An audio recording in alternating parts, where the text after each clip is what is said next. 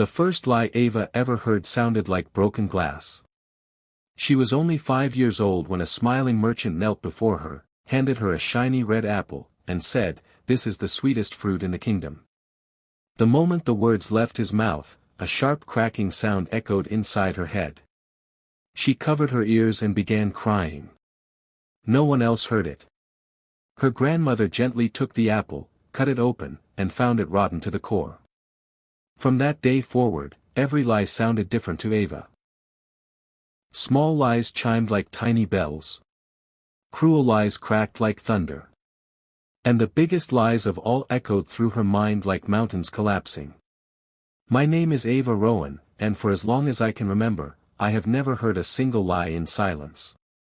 My grandmother raised me in a quiet cottage at the edge of the silver forest. She warned me never to tell anyone about my strange gift. People don't fear liars, she often whispered. They fear the person who can expose them. As I grew older, I realized she was right. When neighbors lied about stolen chickens, I heard the sharp ringing. When traveling merchants cheated poor families, the sound became unbearable. Even children telling harmless stories made the air vibrate around me. I learned to smile politely while pretending everything sounded normal. Life was peaceful until my grandmother passed away, leaving me completely alone. With no family and little money, I traveled to the royal capital searching for work. The city amazed me. Marble towers touched the clouds, musicians filled every street with songs, and markets overflowed with treasures from distant lands. Yet beneath all that beauty, my gift became almost impossible to endure. Lies surrounded me everywhere. Politicians promised fairness while secretly accepting gold. Wealthy nobles praised charity before refusing food to hungry children. Every conversation became a storm of invisible noise. Some evenings I escaped beyond the city walls simply to hear silence again. One afternoon, while delivering books to the royal library, I accidentally crossed paths with Princess Eliana. She noticed me covering my ears during a meeting with several royal advisors. After everyone left, she quietly asked, "Do loud rooms bother you?" I hesitated before answering. Something about her voice felt peaceful. Only when people aren't honest. Instead of laughing, she smiled gently.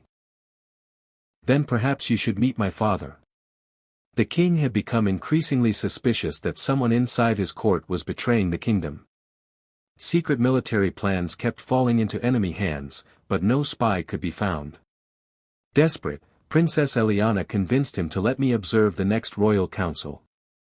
I entered the throne room terrified. 20 advisors stood in a perfect circle around the king. One by one they pledged absolute loyalty to the crown. Tiny ringing echoed through the room. Harmless exaggerations. Polite compliments. Nothing unusual. Then the royal chancellor stepped forward.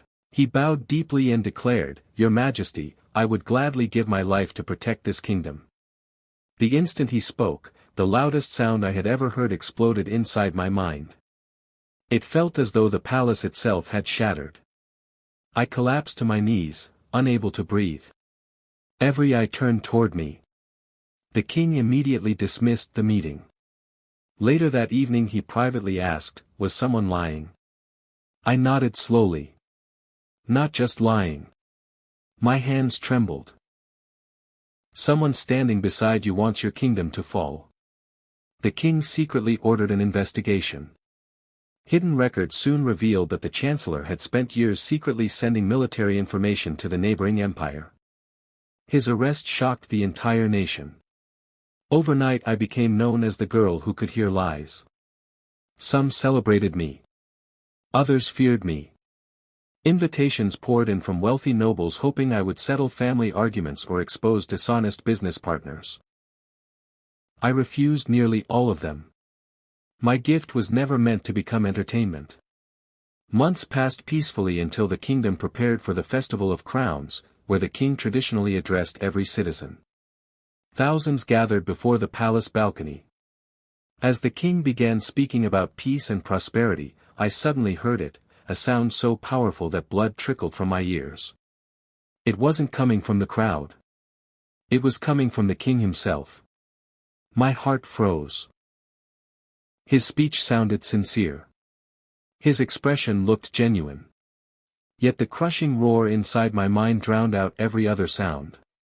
When the ceremony ended, I begged Princess Eliana for a private audience. Trembling, I told both of them what I had heard. The king stared silently out the window before dismissing every guard. Finally, he whispered words no ruler had spoken aloud for 25 years. The princess. He paused, unable to continue. Then he looked at Eliana with tears in his eyes. She isn't my daughter. The room fell completely silent. He confessed that during a civil war decades earlier, the real royal infant had disappeared. To prevent the kingdom from collapsing into chaos, he secretly adopted an orphan baby and raised her as his own while searching for the missing heir. Only he and the late queen had known the truth. Every year, he admitted, I tell my people she carries royal blood. Every year the lie grows heavier. Princess Eliana's eyes filled with tears, but instead of stepping away, she embraced him. You've been my father every day of my life, she whispered. Nothing changes that. I expected my gift to roar again. Instead, silence. For the first time, I understood something extraordinary. The sound disappeared the moment the truth was finally spoken. Days later, the king addressed the entire kingdom once more. This time he confessed everything. Many feared riots or rebellion. Instead, something remarkable happened. The people applauded. They realized that blood had never made Eliana their princess. Her kindness had. The kingdom accepted her not because of birth, but because of the life she had lived among them. Years later, when King Aldrin peacefully stepped down from the throne, Queen Eliana ruled with wisdom greater than any monarch before her. She often invited me to the palace, not as a magical advisor, but as a trusted friend. One evening she asked if I still heard lies every day. I smiled. Of course. Doesn't it exhaust you? She asked. I looked across the kingdom glowing beneath the sunset. Sometimes. But hearing lies taught me something even more important. What's that? She asked. I smiled softly. The truth isn't powerful because it's perfect. It's powerful because it's finally free. From that day on, stories spread across the world about a young woman who could hear every lie ever spoken. Some believed she possessed ancient magic. Others claimed she was simply a legend. Only those who truly knew Ava Rowan understood the real miracle wasn't her extraordinary gift. It was her courage to speak the truth, even when the entire world was afraid to hear it.